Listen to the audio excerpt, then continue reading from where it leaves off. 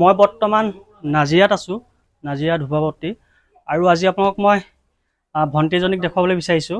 আৰু এই ভণ্টিজনীয়ে জীৱনত অকলশৰে সংগ্ৰাম কৰিবলগীয়া হৈছে। আৰু মই ভণ্টিৰ লগত আপোনালোকক চিনাকি কৰাই দিছোঁ। নামটো কি ভণ্টি তোমাৰ? নমস্কাৰ, মোৰ নাম শ্ৰীমতী দীপ্তি মুৰা। দীপ্তি মুৰা। আৰু তোমাৰ ভণ্টিও আছে নহয়? অঁ, তাই ক'ত এতিয়া? ভণ্টি বা এজনী ঘৰত থাকে, মানে এতিয়া ৰাতি ইয়াত থাকিবলৈ দিগদাৰ হৈ যে, কিবা কিবি কামোৰে, সেইকাৰণে তাই তাতে থাকে। অঁ, তোমালোকৰ ঘৰতো পানী সোমাই গৈছিলে? অঁ, বস্তু বাহিনী কিবা উলিয়াবলৈ সুবিধা পাইছিলা নে সেইটো সময়ত? নাই পোৱা। নাপালা ন? অকল ডকুমেণ্টখিনি বচালোঁ, বাকী তেনেকৈ একো সুবিধা নাপালোঁ। তোমালোকে ঘৰত অকল দুজনী অকলে তোমালোকে? আমি তোমালোকে দুজনী কেনেকৈ চলা? মই দোকান এখনত কাম কৰোঁ আৰু ভণ্টি কেটাৰিঙত কাম কৰে। ভণ্টি কেটাৰিঙত কাম কৰে ন? খুবেই দুখ লগা এটা কথা। ভণ্টিয়ে কেটাৰিঙত কাম কৰি পিনে তেওঁলোকৰ সংগ্ৰামখন আগবঢ়াই নিছে। আৰু ভণ্টিও একেই ধৰণেই কামবিলাক কৰি গৈ আছে। আৰু গম পালোঁ যে তেওঁলোকৰ পৰিয়ালত তাহাঁতি দুজনী অকলেই আছে।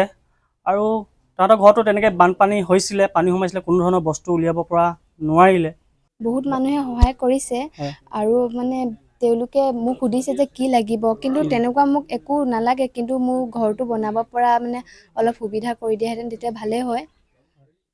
আচলতে ভণ্টিহঁতৰ ঘৰৰ অৱস্থা খুবেই বৰ্তমান বেয়া। মই ভিতৰৰ ফালে দেখুৱাম বাৰু অলপ পিছত আপোনালোকক।